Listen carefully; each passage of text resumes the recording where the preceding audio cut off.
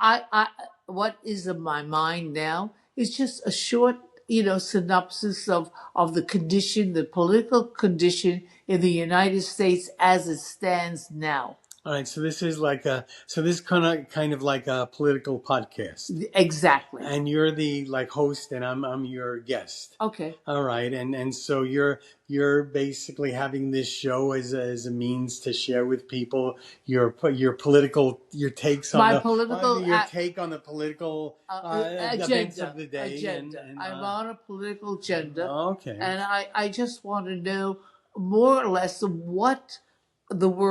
how the world considers the United States in their thinking and the future of the connection between the United States and primarily Russia. I think I don't understand the politics. What they say on one hand is one thing, and what's going on the other hand. Okay, that's it. And I want to know what your opinion is. What do you think that? What's going to happen? Yes. Well, do you think that that a lot of this is there's a lot of bitterness in Russia right now because for centuries they have such bad food there. The food is terrible. The restaurants are terrible. The people have nothing. They're bitter. They're bitter. They don't have better food. No. So it's not the food. It's not the food? It's not the food. It's the politics. Okay, but don't you think the politics could be like indigestion from the bad food? No. Okay. Absolutely not. Okay. It's a generalization of the politics between the United States and Russia. And frankly, I think Putin can very easily outsmart Trump. That's how I feel. I'm sorry, but... do you think he's got like a Napoleon complex? Hmm? Do you think Putin has like Napoleon complex? Oh, absolutely. All right. So you think maybe if we can get him some growth hormones and he gets a little taller, maybe he won't be such a difficult person? Yeah. I think he feels bad about being so short. I think Putin has extensive experience in world politics and in an investigation and how people think psychologically, and he's extremely shrewd. So my fear is that I hope Trump administration doesn't fall into a trap through flattery. That's it. Yeah, but he's also isn't he? I think he's in his 70s. What does that got to do with it? Plenty. Age always is an issue. Sure. Age is always. I mean, there's many factors in anything, but I always pay attention to people's age. Sure. Okay, fun. He's in his 70s. He's not going to be around for much longer. But he's 70, and as far as I know, he's functioning. Yeah, for now. As of now. As of now. What happens after? Yeah, but what I'm saying is that he's in his 70s. He is. We agree that he. Has a lot of influence, and he's and knows how to use it. A negative impact on the world. We can agree with that, but he's not going to be around functioning for a whole lot longer either. And you know that there's people in his realm who are in their 30s and 40s who are counting the minutes that they can step in and take his spot. So I'm always kind of interested in. Yeah, I understand where they're at, but they have a certain shelf life. He's got a certain shelf life. Trump's got a shelf life, but I kind of interested in what's coming behind him. Is like, so I think the interesting thing with Russia has to do with the culture.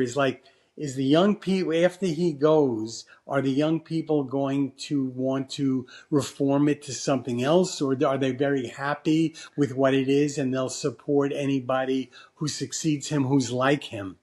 So it's very hard to say because, the elections there are very rigged. So you really don't know what the real feeling of the people are. And it's pretty closed society. So, I'd say, I don't know. I don't know what's going to happen over there. I mean, he's got only a short. The guy who's kind of interesting in this little play to me. You've got the guy the fat little boy in Korea. Mm-hmm. You've got this older guy who has very good hair dye in China. You've got the Chin, and then you've got You got the big orange. You know, he doesn't have much shelf life, and Putin doesn't have much shelf life. By far, the youngest person in this group is the guy out of Korea, which I think is very interesting. So this guy's got decades, unless he has Well, an. you're talking about North Korea. Yeah, yeah. So he's the one who's, if his health doesn't unexpectedly fail, he's got decades of power ahead of him. And for that reason, he has a very different timetable than all these other guys who are on their kind of on their last leg here. Most of the other leaders are fairly old. They're in their 70s. He's kind of, I think, maybe 40. And so, that's something to keep an eye on. And so whoever comes into after the Into power. into Yeah. power after Putin and Trump and Chin and all that, this other guy is already going to be a major player for a long amount of time. So I'm kind of I'm keeping my eye on him. He's actually I think shrewder than people give him credit for. The guy in Korea, yeah. So yeah, anyhow, but we won't be here. You know, we'll be watching it from the grandstand somewhere. So Yeah, the way I see it, okay, the view that I see it from is that China is extremely aggressive in what they do, psychologically and possession wise, while people are doing crazy things like the United States is concentrating on deportation of people that we really need here to do domestic working. So, what? well, you know, And you know, the United States, we're only told what they want us to think and believe. But it's like every other country. We're not any different. The real politics, nobody will know. Nobody knows what's lurking behind or how they're negotiating. I know as far as now concerned, the Trump administration has always negotiated with Russia. And I think what happens is in between is a matter of not survival or where we stand politically in the arena, but it's all about money, money, money, money. And Putin psychologically is very clever. He always waves, you know, to Trump. Look at the money we could make if you do this the way I tell you to. He's he's he's controlling his mind by flattery also. That he thinks that Trump, you're well wonderful, and after that's what he needs. well after your podcast goes viral and you have millions of followers, are you hoping maybe to parlay this into some kind of job in the diplomatic corps? Maybe you could be working maybe the. Is to formalize what I'm saying or just cut it off. No, I'm saying is that if after you're very popular on YouTube and everybody can't wait to hear about your political thing, Viewpoints. maybe you can Yes. parlay this into some kind of job in the in the foreign diplomatic corps. Like maybe you can work in Paris. What do you Whatever. think? Do you have that in you? Whatever. Do you have this in you? You think you can? The only thing that's on my mind now is that for everybody, live a full life and a clean life, and you have to weigh things in and out to make the right decision because as far as information that we get, you have to digest the information that comes because not all of it is true. Some is, some isn't. So you have to just declassify information that you believe in and think for. Well, this short conversation may find its way eventually onto the spiritual, not spiritual, the Warrior Saint podcast, my podcast. So which is always a conversation like this. So your view on the political situation in the world. How would you tie what's going on in the political situation in the world to some bigger message that maybe you'd like to share with the audience? That's a good one. So stuff is happening politically. That's okay. That's one aspect of the life on the planet. There's a lot of stuff going on. But what you're seeing in the political realm, what have you learned, or what would you like to Okay, okay. share on how that ties into some like I, I, I, larger I, larger okay. worldview? I understand what you're saying. The way I see it, it's it's it's throughout the ages. It's the old saying: Look in the whatever look is in the whatever is up will come down, regardless. This is my philosophy, and that's the way I see the world: up and down. Yeah, I think they call that gravity, And whatever it the is, law of gravity. I think I personally uh, recognizes the turmoil, what's going on, and but I always maintain that you as an individual are, Look in the, that you as an individual yeah, talk to them. have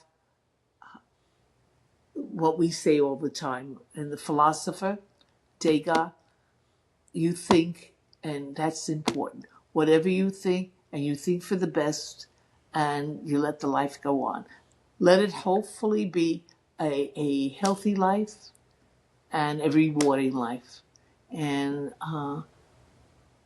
Yeah, I and thought you made a very good point before, though. I thought like you made a very good point that you kind of did not uh, uh, dig deeper on, because I actually thought you said something very profound, because there's things that happen that people, I think, should pay notice to, because everything goes in patterns. So you said something, well, everything that goes up goes down. And then I said that, well, yeah, I think you just said that you believe in gravity. Okay, so that's what gravity is. Gravity is actually the just same thing. It's scientific. well, it's just a terminology. It's a sign. Gravity is a scientific uh, term for the principle that everything that goes up comes Oh, down. Okay, absolutely. so people, I think, don't pay attention, and they accept that there's such a like a physical law called gravity. But I think I agree with you, is that it applies to everything, not just like throwing a ball up and a ball goes down.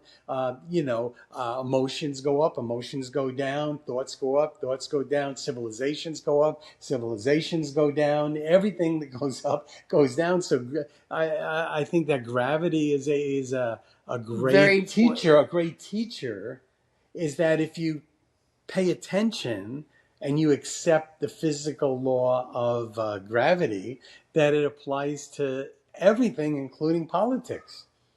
It does. I think that sometimes people don't. They want to kind of conceptualize this very complicated truths, but actually the truths are very simple. But you did a very good job of But we don't. articulating this. Everything goes up, comes down. That's it, including life, politics, money, But everything. that's one aspect. The other aspect is, Harinam, we used to talk about, you know, a principle. And to me, I take it very serious. The principle is Don't basically hit them. Descartes, the Yeah, philosopher. she loves this. She loves to talk about Descartes, and she loves to always say, I mean, this is her, This is me. because we get into It's this. always, We get into this thing. So what she says so you think, she says, I think, therefore I am. therefore I am, and I always say that's the most ridiculous thing in I the still world. maintain She that. still don't go and hit the Oh, table, because then this thing. But she likes going back to the well. She likes her little comment. She likes going back to the well. So she loves keeping going back to I think therefore I am. But she really hasn't like gone deep. dug deep into like what What it actually means. it means, What it means. and that what the consequences, if it was actually true, what the consequences. So she likes saying it. So I'm always going, oh, look at the tree out there. Okay, so does the tree think? Well, maybe. Okay, so if you're going, I think, therefore I am. So if the tree doesn't think, then it is It's not not. Then it is non-existent. not. It's not in existence. Okay, so somebody could say, well, trees think because everything alive has some sort of thought process. We may not know of it, but they Correct. have it. I say, Correct. well, how about the rock? You think the rock next to the tree, does that not exist? Maybe. Who Yeah, well, knows? she's digging in deep now. She's digging in deep to support her thing. But the thing is that she's really against like a pro here. She's in a tough spot because I'm like a professional philosopher. So she's in a very, very tough spot. So if she says something, she's going to have to prove it. So anyhow, but I like but you know what? I like her competitiveness. She's very competitive. She's very competitive, and she's very, she likes hanging in there. So I find that very entertaining. But at the end of the day, she's going to lose the debate unless she can prove her point. She keeps repeating it, but she really hasn't proven the point yet. But she likes that comment. It brings her back to her days in Brooklyn College. So we're all very happy for that because she's 97 years old. She's looking great, and it's these deep philosophical thoughts that have kept her young. 97. So, but she's doing very good. She just turned 97. She's already on her 98th lap around the sun, and so we have to give her credit. Look, if she looks this good at 97, going on 98 now, she must know what she's doing, and we don't know what we're doing. So she's doing better than me, believe it or not. I'm 73, and and this, as you say, you'll see other podcasts of this. This is we're going to do these a little more professionally as far as how we produce it. Now this is a Florida. This is a Florida. Spam. Okay, this is called Florida spam. I try to put her on the no call list, but But it doesn't that work. doesn't work either. This does. See, we should have started this podcast a couple of years ago because we could have had a comedy team here. But basically, this is going to be the least professionally produced, but I promised on this visit that, I'm going to be starting soon this podcast called Warrior Saint. That is basically every podcast is just going to be talking about everything and nothing, whatever we're talking about during the day. It could be anything. It's called Warrior Saint because basically that's ultimately the foundation where I'm coming from is that the greatest thing in life is to be a warrior and a saint at the same time, to be able to have to live with absolute fearlessness, and at the same time be very saintly, being very kind and To compassionate others. to others. So basically, our lifestyle is a combination of being infinitely brave and courageous and strong, and at the same time being infinitely kind and loving and compassionate, and all that in one package. And hey, look, I have this thing, and I'm at this point, but look, she contributed a lot to this because she's a living example of it. My mom, she's a strong, courageous person. She's a very kind and good and sweet person, and it's all important to integrate these together. And because of this, she has she's very, her mantra is kind of that she's curious about everything and everybody, and that's what's kept her young. And I can vouch, even though she's got 25 years on me, I've lived this way myself, and you're getting a little bit of it today. Yeah, may I interrupt? Of course, you? Okay, thanks. She'll interrupt anyhow, even if she wants to. But that's. But I have politeness. I don't. Okay. I don't. But the thing that I always admired in me and others is curiosity. It kept me invigorated. It kept me thinking because I was always curious about everything, starting with politics all the way to music, and the AI is like I don't fully understand it, but a little enough to know where the world is going and how it's going. And believe it or not, I'm still interested in what is happening not only here but globally. So when you say It's like, oh, so curious, you're not okay. So you're going on 98 years old. So you were around since 1928, at least. Well, right? we all Right. know. This is basically a spiritual warrior podcast. So obviously, we we we believe we've always been here. We've never gone anywhere. We're always here, and so we'll say this, that her body has been here. She's always been here. She'll always be here. But for these, since 1928 to now, which is 2025, her spirit has inhabited this body at this time and place. And so, what would you say are the biggest changes in the world between 1928 and 2025? Because you've seen things other people Okay, haven't seen, you right? asked the question. The first thing that came to my mind is AI has Yeah, but that's just happened a couple of months ago. okay. Now, I'm just saying generally speaking, what is if anything, or are things basically and people the same, or do you think there's been like some substantial shift in? I human nature is not going to change. I think people aspirations are the same. I think money has always been the object of how people think and how they move in this world. Um, I personally don't think that anything has changed, even scientifically, innovations and the AI.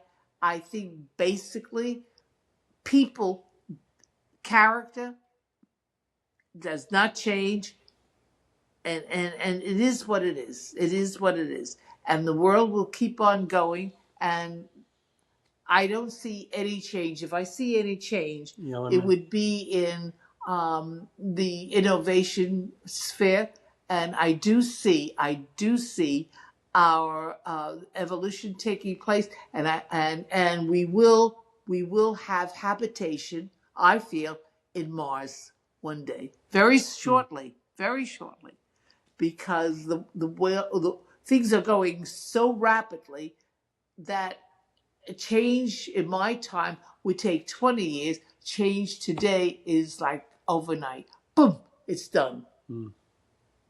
With rockets, they're here. Rockets is an indication, and I see the world that very shortly, maybe in 10 years or what, you will have habitation in Mars. When we find Well, out, do you think? Yeah, but we've talked a lot about these things, so I think a lot of those things are at this point very pragmatically possible. Yeah, No, not if. I don't think No, it's I think they're more likely than not, actually. Mm-hmm. But the more interesting question is, so you're saying, well, let's say it's more likely than not that there'll be habitation on Mars. Yeah, oh yeah. But the question is that a good thing or a bad thing? Only time will tell. You don't know, and you can't. That question is a hypothetical question. Yeah, no. What do I think? What do I think? Yeah, what do you think? Is that a good thing or that's not a good thing? Because that really needs to precede. This is the thoughtfulness that needs to precede any technological advances. Otherwise, you're in ethical kind of backwaters here, where things will happen, and then you have to deal with the consequences that you've never thought of before you let the monster out of the thing. It's like a Frankenstein thing. You're letting it out just to let it out, but you haven't thought like, okay, what actually are the consequences? You're just doing it to do it. Okay, maybe not such a good idea. So, do you think? So you're saying something that I think most people would agree that inhabiting a place like the Mars is not unlikely. But my question is more: is that actually a good thing or not? Is that what will the consequences of that be, and will that be because we're it's not going to affect like the lives of me and you.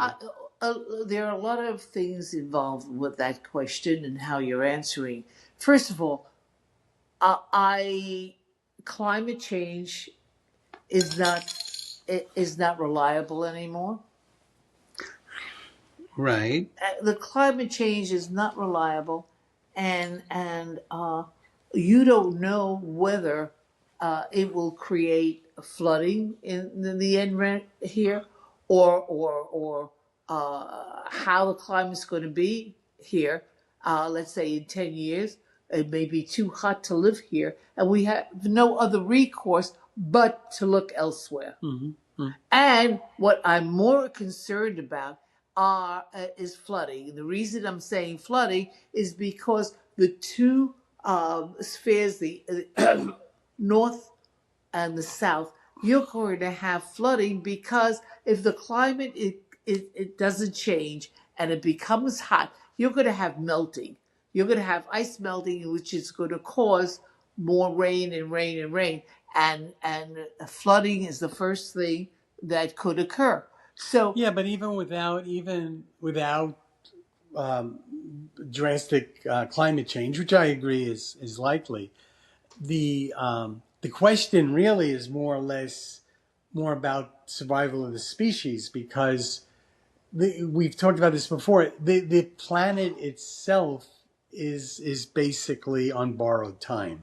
That it doesn't. oh, I agree with Well, it that. doesn't matter. I agree. I mean, the solar system will blow up. So the race, if this thing, life as we know it as human beings, is going to continue, it would have to be, at least in physical reality, it would have to be elsewhere, because the planet actually cannot sustain because life as we know it is only can sustain itself in a very narrow margin of temperature and humidity and sun and various Correct. things. And When so that dies out, so yeah. for instance, If the even sun if a dies out, sun, well, the sun will die out. Okay, not if it dies out. It when will, it's when it'll when. die.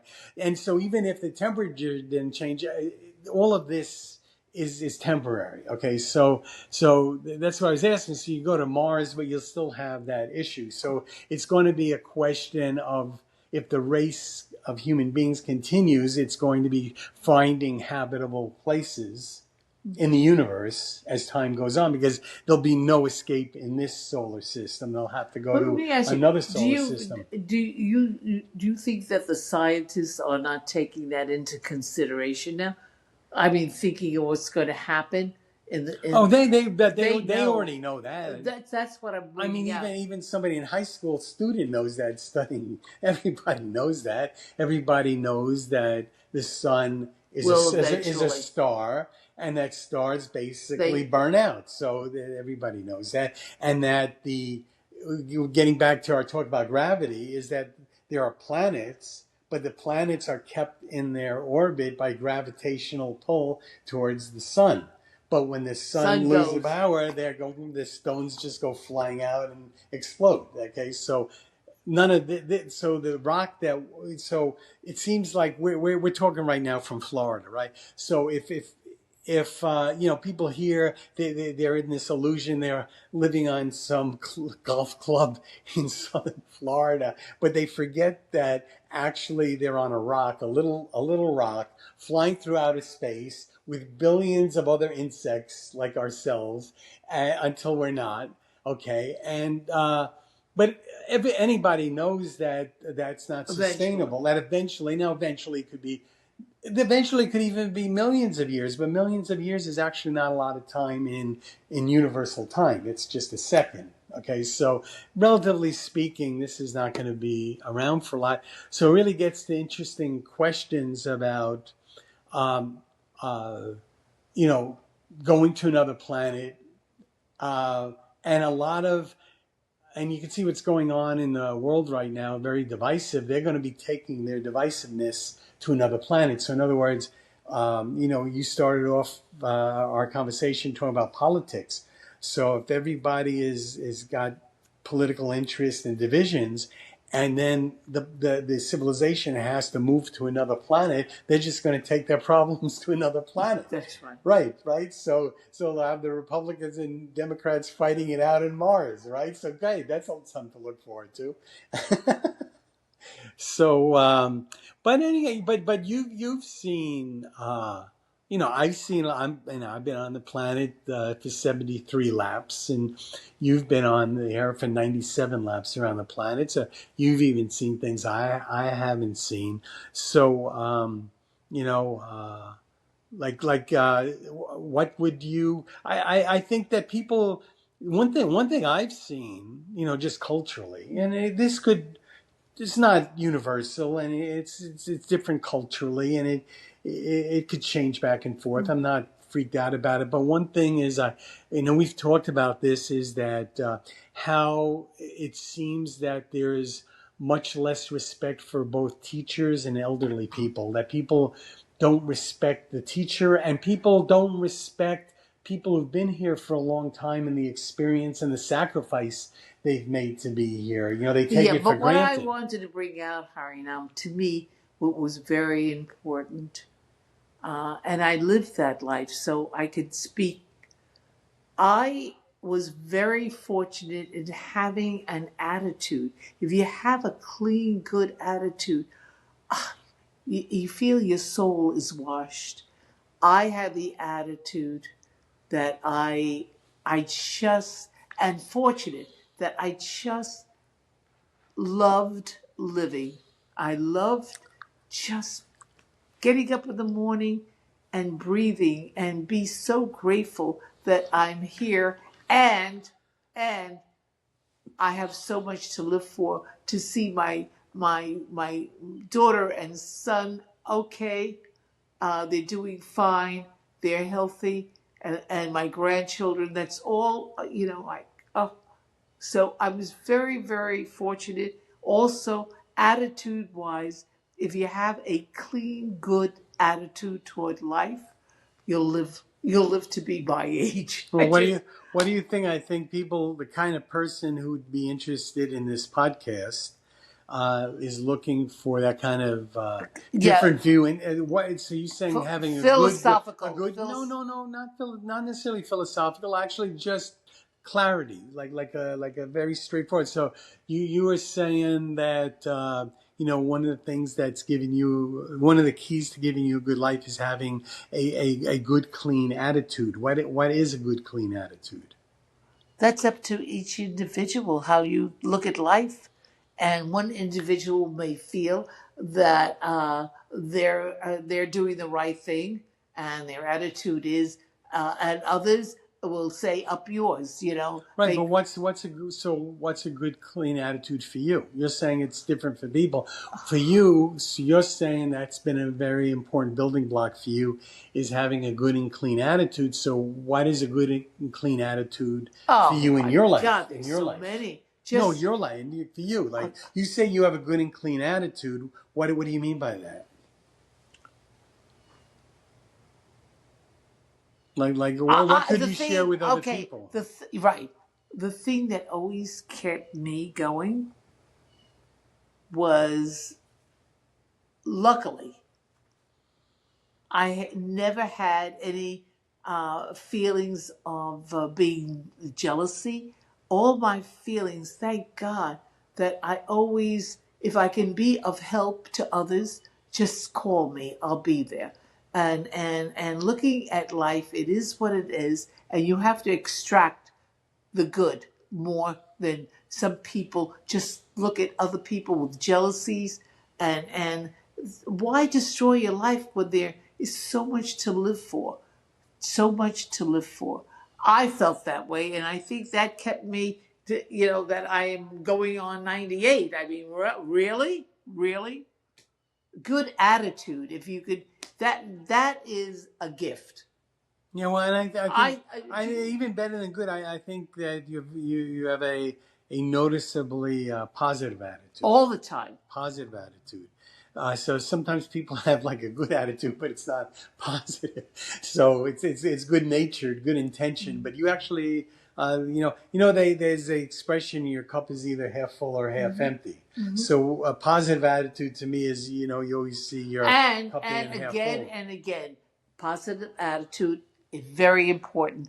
But I think for me, what kept my brain going was I was always curious. I wanted to go and then if I wanted to know something, I would go on the computer and find out. Curious knowledge. I've always stressed education, knowledge, and good character.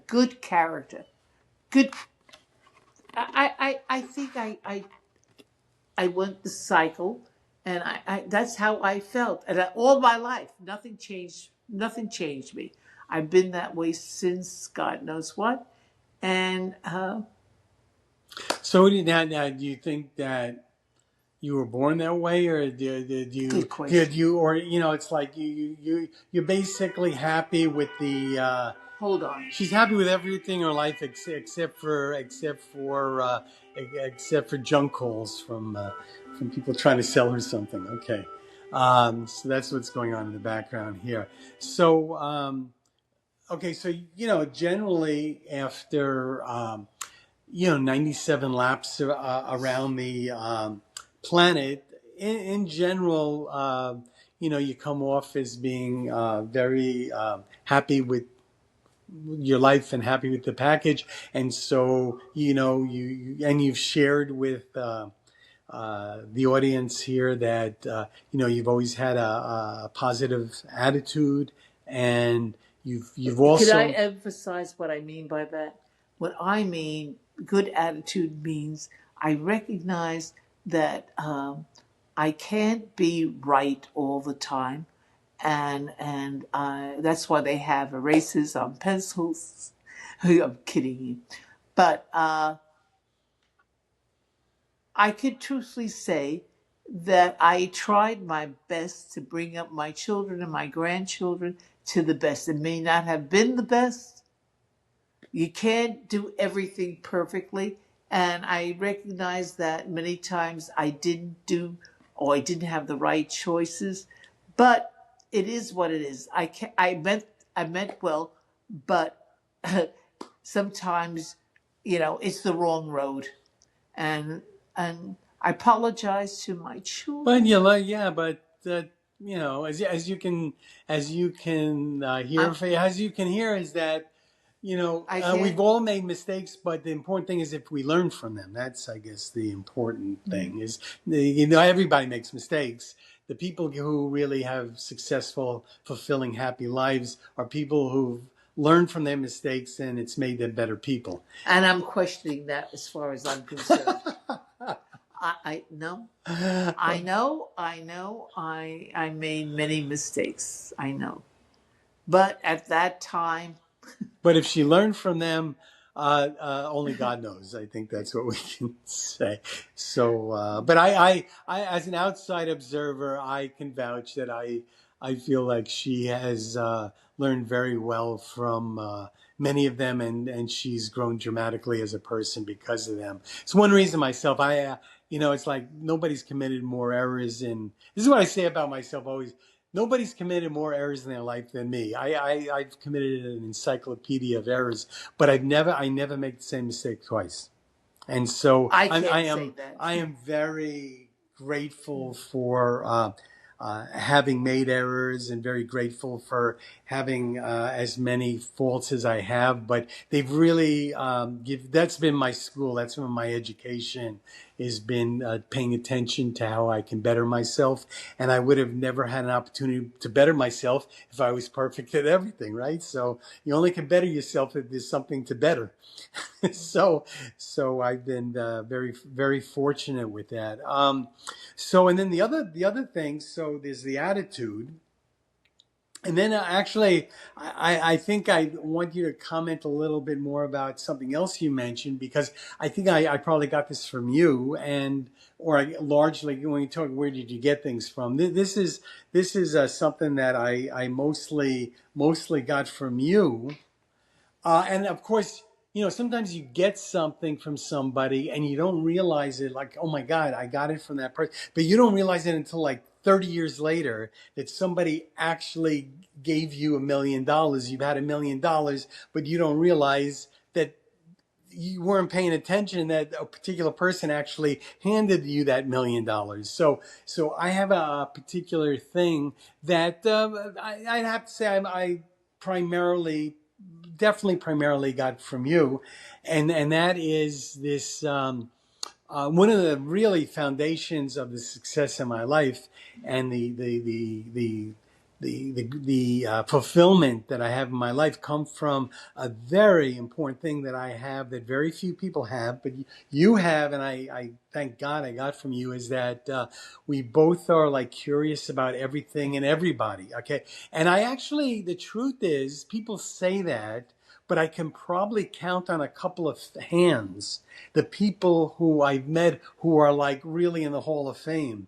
As far as being interested in everything and everybody, I'm definitely in the Hall of Fame, and I think you're in the Hall of Fame, and I think that this is a big thing people notice in us, and I think it's a big thing that we really share with people. It's been one of the keys to anything I've gotten in my life, and I always, I've been very fortunate that I get in my life to teach thousands of people, and it's something that always comes up, and I'm always encouraging people to open up, drop their limitations, drop their fears, drop their hesitations, and just take it all in and be curious about everything, and be curious about everybody. Try to understand everybody, where they're coming from. Try to understand what's everything available while you're in this short life. I definitely got that from you. I can't tell you how much I appreciate that. And I talk about it a lot, but I'm interested in what you would like to share about the value of being interested in everything and everybody. Okay. Why it's so valuable. To me, the most valuable thing is to get up every morning and be so grateful that I'm here. Because to love life is a gift. It's a gift of God. And one of the reasons is I love living. I love living because I always felt I could do, what could I do more for my children? And I don't know whether I did it or not, but I love my children. I love my grandchildren. I love my country. I just love getting up every morning and look out and see the blue sky and the green grass, nature. It just, people overlook that, but to me, getting up each morning was a gift. It was a gift from the Almighty. And He's keeping here for some reason. I don't know the reason.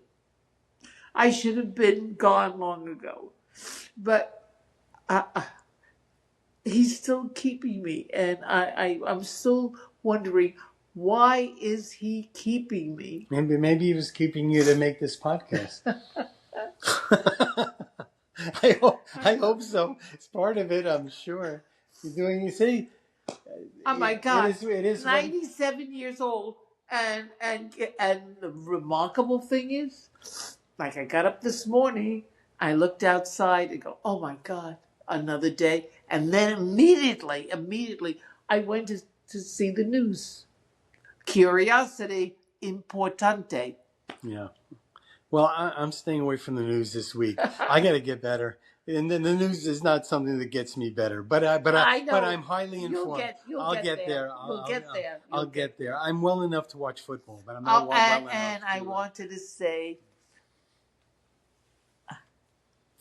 I say that I'm so fortunate to have given birth to two wonderful children, and they gave birth to two wonderful children. There are ups and downs. There are the road is straight and then it goes down. But when you start to look back at your life, the Almighty was there for me. Yeah, and he put you on a lot of good trips around the world too. Oh, that's incidental. No, you've seen a lot of, she, now everybody's on a cruise ship, everybody's hopping on a plane, but, she started really exploring the world when there were actually very few People had the opportunity. and there was good food on the plane and there was no security and they didn't shove you into the plane like cattle. She went during I guess you call the golden age of travel. Yeah, I have to just extend that. The thing is that I saw actually two different worlds.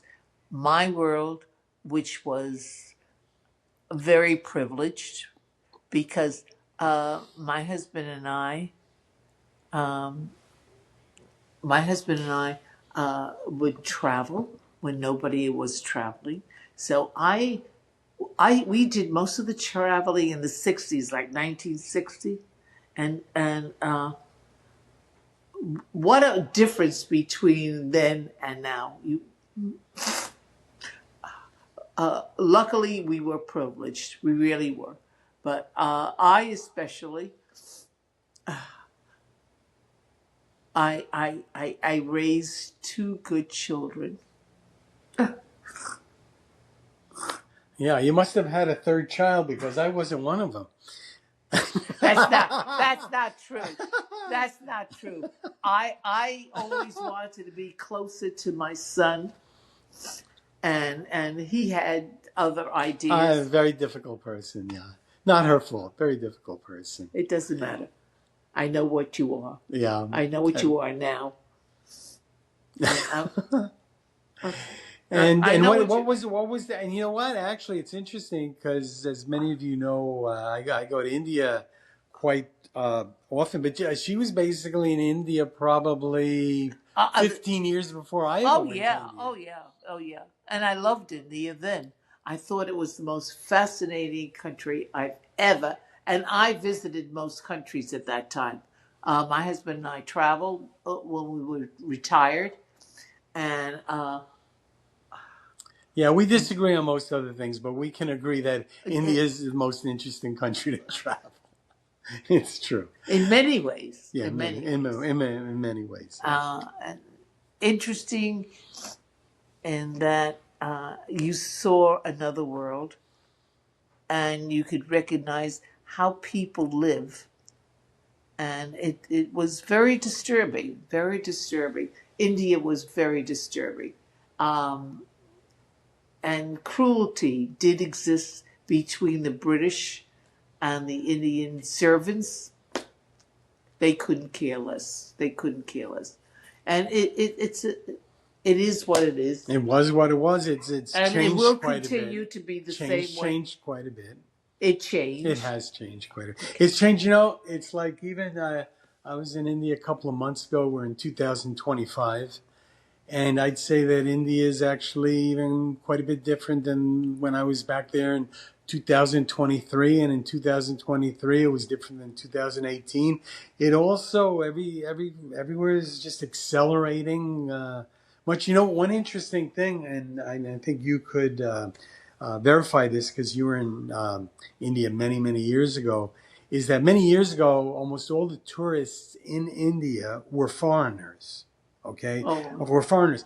But now, actually, the vast majority of tourists in India are Indians, and so there's a much bigger middle class, and traveling is considered, a luxury for people. Well, yeah, because a lot of business is done in India now. Well, not even business, families, and they didn't have that when I first went to India. I didn't see so many Indian tourists. Now it's like anywhere you go in India, there's just thousands and thousands of domestic tourists. It's really changed the landscape of the country quite a bit. I love going to India myself, but my stomach sometimes is a little angry at me. So I never come back with the same stomach. So I'm still dealing with that. So can you what's the funny? Can you think of like the funniest thing you've ever seen in your life? I always ask people that. Well, they go like, what? Generally And no, speaking, not generally speaking. Like in your life, can you think of like something that was like so hilarious that you couldn't help yourself? I'm trying to think. I can't be. I'll tell you, my attitude was always good, so I was amused by a lot of things, and attitude again, and the things that I was not amused about, uh, I just I just let it go. I didn't let it get into me because I would always say it is what it is. If I can change it, I will. If I can't, so I again and again and again. If you would ask me what the most important thing you could relate, I would say the first thing that came to my mind is attitude. Your attitude toward life, your attitude to your friends, your attitude to your children, because that attitude has to be navigated. You have to know when to do something and when to back up. So, attitude. If you have the right attitude, it'll get you more places than you think. And I think I had a very healthy attitude, and the reason I'm saying that is because I always had lots of friends. That's important to me. I had lots of friends, and that was my life. And you're a very And social I'll person. tell you what else. To have the ability to love and be loved. Well, I think Like, that we were talking. That's an interesting thing you say because you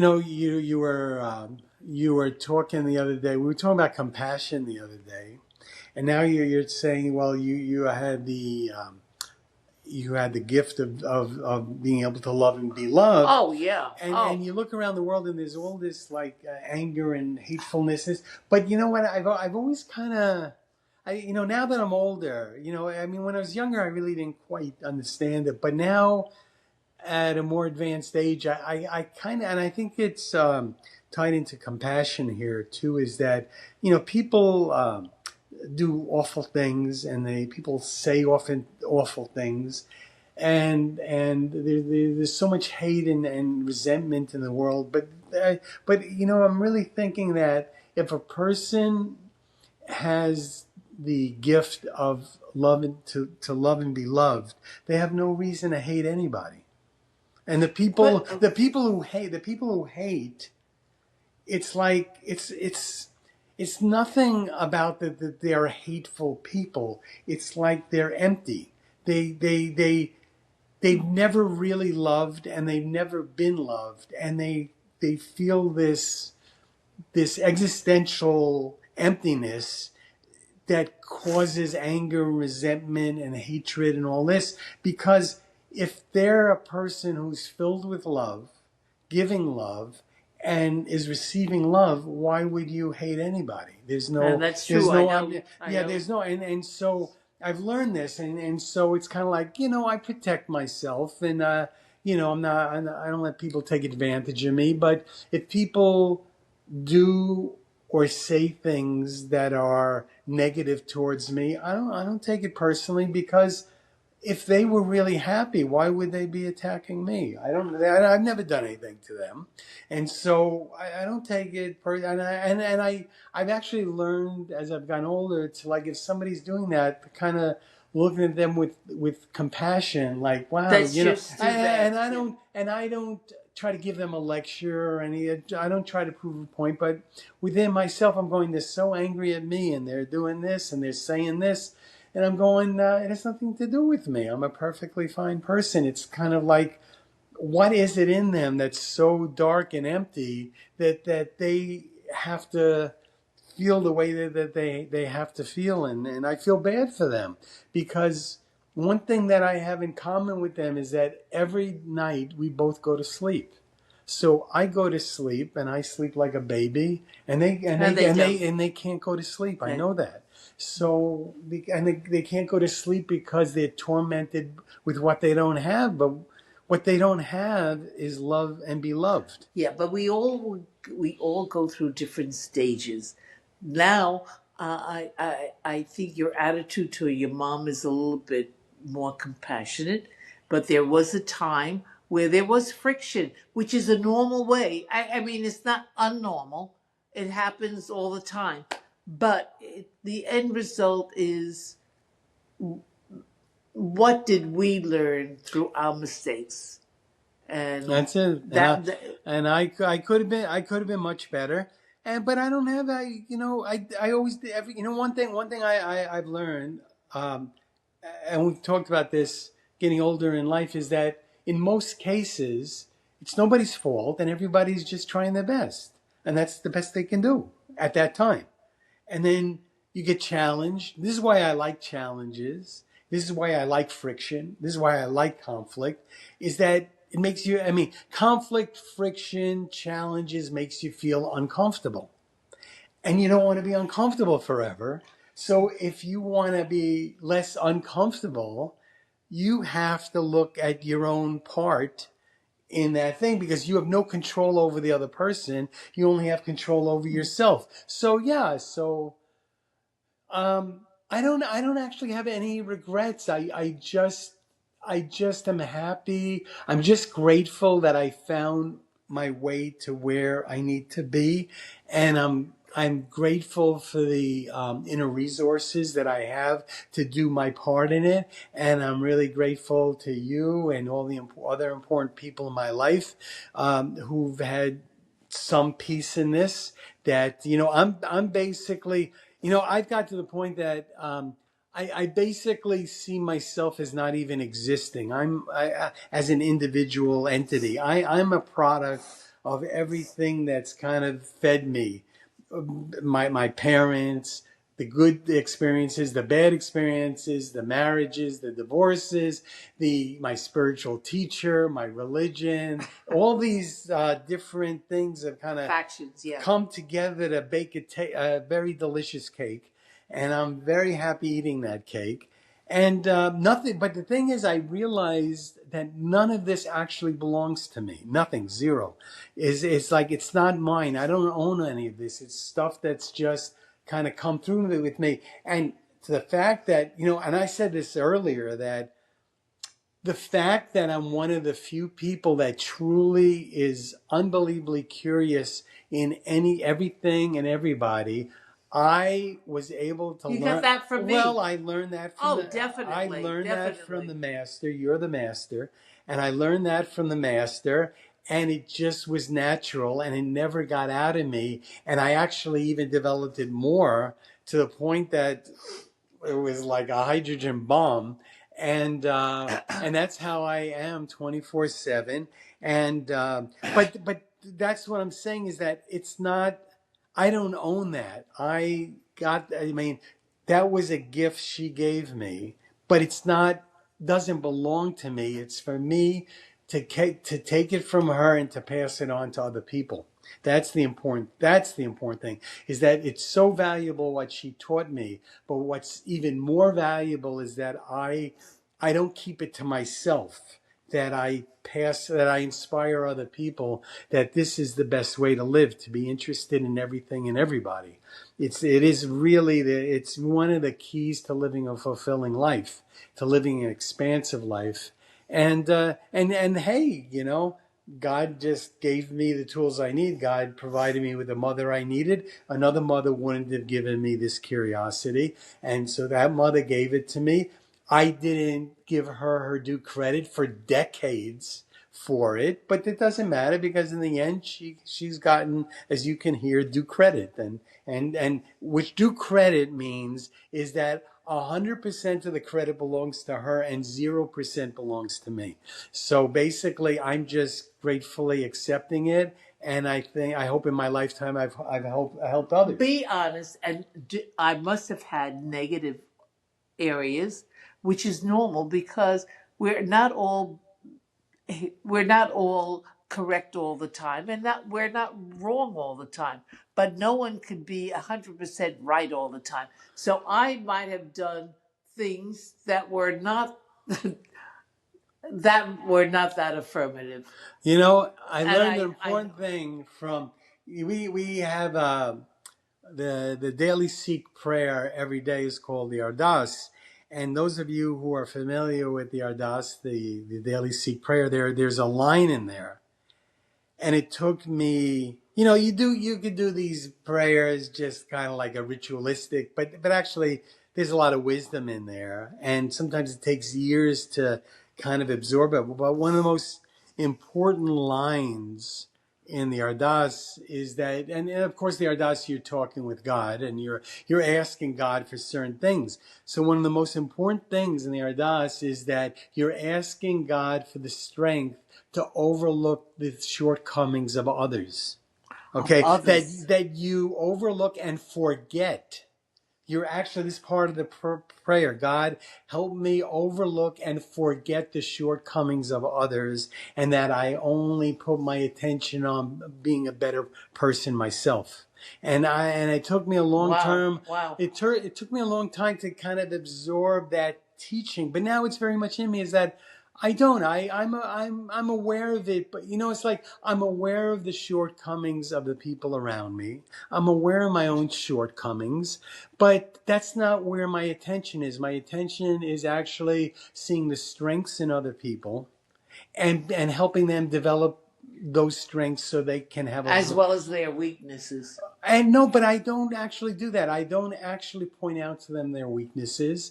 I don't actually get involved in it. I am confident that by concentrating, I'm not ignoring it. It's just kind of like they're aware of it on some level. And it's very painful that, Oh, it's no, it's spam. yeah, so I'm aware of people's weaknesses. And I don't have to shove it in their face. They know on some level, and it's painful to them. I'm trying to give them the message like they know that I'm aware, and I'm not going to remind them Yeah, of that. What I you're not want. the judge. You're not going to judge Yeah, them. and I'm not going to. I'm not. There's no need to remind them. They are already painfully aware of that. What I want to show them is that I can actually see their unique strengths, and I'm encouraging them to utilize them. And that if they think well of me, I want them to know that I believe in them. I admire them. I believe in them, and the way that I do it is basically showing them that I recognize what other people don't want to see is that they have strengths and they have qualities, and I can see them, and I believe in them, and I encourage them to do that. And I had that in my own life, like everyone else. I had strengths, I had weaknesses, but I was overly distracted by feeling bad about my weaknesses, and I wasn't giving myself enough acknowledgement of what actually I was sent here to do. And so God sent me here to do things, but I would not be able to do those things if I did not admit what I have to offer. And so I finally acknowledged that, not in like a unhumble way. It's just like, yeah, these are my challenges. These are my strengths. I got them from God and other people, and I'm going to maximize those strengths to make the lives of other people better, right? So those things. But this piece again is. Um, if in her life nobody got anything else, I personally think the the great gift that the person sitting next to me really brought in this world is that I'm not talking about like a general good quality. I'm talking about a 1%er. I'm talking about somebody in the 1%, very rare, that was interested in everything and everyone. And I'm saying that a lot of people That's true. don't understand how rare that is, and a lot of people don't understand that it's one of the secrets to a good life. So she basically is the queen of something that's one of the secrets of having a good life. And I think consciously or unconsciously people picked up on it, you know. And then the other one that goes along with it is that, you know, interested in everything and everybody, but also having like an unending appetite for life itself. Oh, And so these two things oh. together are like infectious. So everybody's going to gravitate towards her, and you could see why. But they don't know. See, the thing is that I know what the other people don't know is that they're gravitating to her, but they don't know why. They oh, it's her personality, it's this and this. But the really thing is that she's a beacon of life. She's a beacon of That's light. true. Light. That's She's true. interested in everybody. That's true. She's interested in everything, and she's absolutely in love with life itself. So who wouldn't want to be around a person like this when 95% of the people can't do that? But I also was fortunate in life that I married the right man. That's a big thing too. That's a big thing for two reasons. Two reasons. One is because to be loved by your spouse completely, unquestionably, I had that. And that must be a gift of God, because that to me is the culmination of living the best life you could. I have my husband.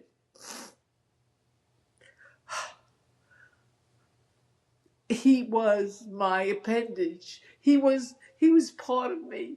And I know my son is that way with his wife, and he better be. But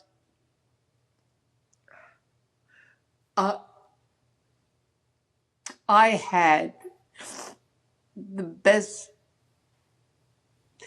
to me, to be loved completely, unquestionably. You know what your father used to do when he introduced me? He just didn't say, "This is Helene," but he would say, "This is my wife."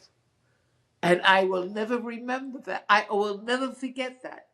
No matter where we went, he was so proud of me. But more importantly, Harinam, to be loved by that, the unquestionable. In other words, my husband, I was his life. Yeah, that I can. Is that? I would think that's fair to say. That is true. That's fair to say. Yeah. Everything he did for you. Exactly. That is fair to Exactly. say. That's fair to Nobody say. else. I mean, I came before his children. Yeah, no, which should be that way. But I'm just trying to tell you, your dad. You know, it's sad to see there's so few marriages like that anymore. You know? Yeah. Your dad loved me completely, completely. Not only did he love me, but he was so proud of me. He would go, "This is my wife." I mean, I would say to him, "Hey, take it easy. I have faults like everybody else. It's okay." Well, I'm going to, now anybody watching this is going to be in tears. You got the tissues out here. They should live a positive life and live here, because it's a gift of God. If you take advantage of what God has given you, He's giving you the sky, the sun, the grass. Yeah, open your eyes. And you know what? I mean this. I said this to you before. I would get up every morning, look outside, and see the green grass and the blue sky, and go, "Thank you, thank you, thank you." Yeah, thank you, because you didn't do anything to me. It was all just, it's all for free. It's not that it's free. It's just there. have to have it You and have to see it. appreciate that. You have to appreciate. You have to appreciate. Yeah, not take it for granted. Yeah. Well, thanks for your. It's been about an hour. I don't know when we're going to put this on, but I think I'm just going to. I just want to conclude by saying, Harinam and I had the ups and downs, but seeing my son, he's just what I prayed for. I prayed for good children, and I think I got that from both of my children. And I wish I could go around the world. Good job. Well, you know, a lot of people are going to see you around the world. Well, So I just want to tell you, my son turned out just how I wanted. When I spoke to God, I wanted my children to turn out. And I'm very proud of them in so many ways, so many ways. And this is a gift. Thank you, God. I could just, and more importantly, I want my son to know how much I love him and respect him. all right, well, There's nothing a parent could wish for is good children, and I have that. well, folks, you That's know, enough. I'm going to thank you so much, and you want to introduce yourself because I don't think you've introduced yourself yet. Introduce yourself at the end. Okay, I am a mommy. Tell them your name and. Okay, my name is Helene Perlman. There you go. My life is for others.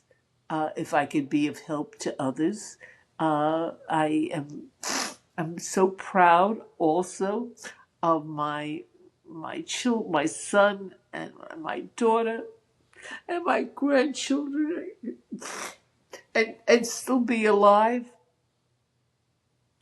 And this is the last. Never mind me. The only advice I could give anybody that's listening: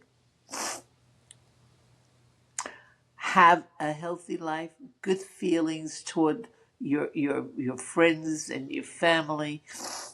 Just live a good, clean life, and always, if you can, be curious.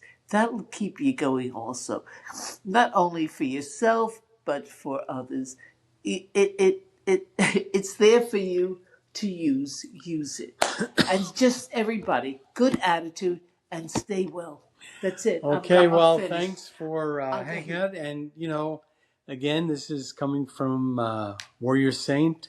And love life. And That's it. love life. And you can see that it's good. If you're going to be a Warrior Saint, it's good to be from the Lion's Den. So you could see that coming from her house, I came from the Lion's Den.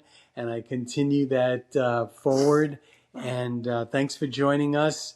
God bless you. Sorry for this is not the most professional production of it. This was a make do kind of, but the material is really really great and strong.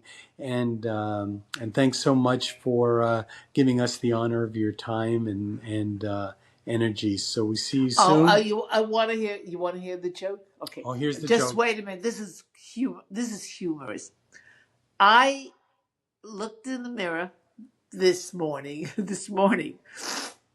I thought, my God, I still have my original teeth.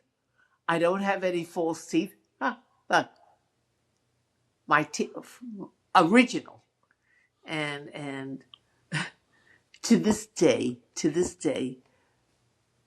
I learned to enjoy life and be curious and be healthy and attitude. That's all I'm leaving you with. Attitude is very important. It will get you and navigate you whatever problems you may have. But having the right attitude will get you there. Just attitude. And with that, we thank our special guest today, my mom, the great Helene Perlman. Waheguru Ji Ka Khalsa, Waheguru Ji Ki Fateh.